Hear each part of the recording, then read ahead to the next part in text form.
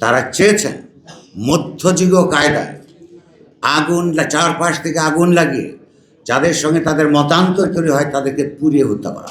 যুগ যুগ ধরে মানুষ নানা সময়ে নানাভাবে সংগ্রাম করেছে, তার রক্তপাত হয়েছে, আত্মদান হয়েছে, কেবলমাত্র এখানে একটা গণতান্ত্রিক রাষ্ট্র এবং গণতান্ত্রিক সমাজ বিনির্মাণের জন্য।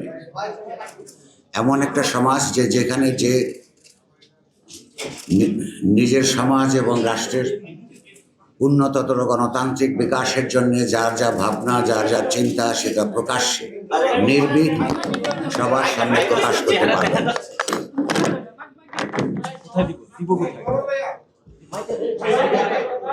এই ভাবনা এবং চিন্তা সমাজের মধ্যে প্রকাশ করবার ক্ষেত্রে সারা পৃথিবীর মতো বাংলাদেশেও গণমাধ্যম প্রতিষ্ঠানগুলো সবচেয়ে বেশি সক্রিয় ভূমিকা পালন করে থাকে এবং তাদের করতে হয়।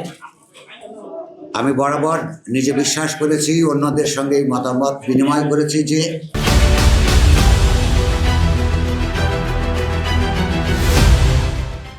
সে কারণে বৃহত্তর সামাজিক স্বার্থে সংবাদ মাধ্যমগুলির স্বাধীনতা, গণতান্ত্রিক স্বাধীনতা রক্ষা করা কেবলমাত্র সংবাদ কর্মীদের দায়িত্ব নয়।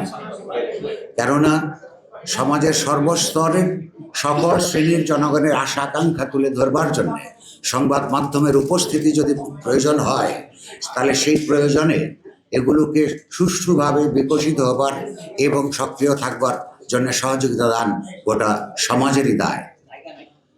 আজকে যে অবস্থায় পতিত হয়েছে, আপনারা লক্ষ্য করেছেন অত্যন্ত মধ্যযুগীয় কায়দায় যে পৃথিবীর যে কোনো জায়গায় প্রত্যেকটা পত্রিকার আলাদা আলাদা সম্পাদকীয় নীতি থাকে, নিজস্ব চিন্তা ভাবনা থাকে। গুরুত্বপূর্ণ হচ্ছে সেটা সবাই সবার মতো করে প্রকাশ করতে পারে কি পারে না। সেই কারণে কারোর কোনো মতামত পছন্দ হয় না বলে একটা দেশে পত্রিকার অফিসের ভেতরে কাজকর্ম করার সময়ে যখন সংবাদকর্মীরা কাজ করছেন, তখন পত্রিকা অফিসের মধ্যে আগুন লাগিয়ে দিয়ে এবং দমকল বাহিনী আসবার সুযোগ বন্ধ করে দেওয়ার মধ্য দিয়ে খুব পরিষ্কারভাবে এই গোষ্ঠীটির লক্ষ্য প্রস্ফুটিত হয়েছে। তারা চেয়েছেন মধ্যযুগীয় কায়দায় আগুন চারপাশ থেকে আগুন লাগিয়ে যাদের সঙ্গে তাদের মতান্তর তৈরি হয় তাদেরকে পুড়িয়ে হত্যা করা।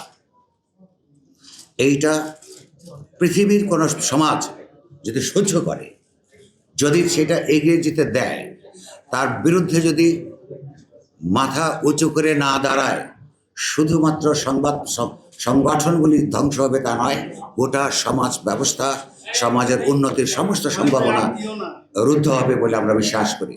সে কারণে আমরা সাহস করে আমরা যখন আমাদের নিজেদের নিরাপত্তার জন্যে, মত প্রকাশের স্বাধীনতার জন্যে আমাদের মতো করে যার মতো করে লড়াই করছি, সেই জায়গায় সে আপনাদের সহানুভূতি, সমর্থন এবং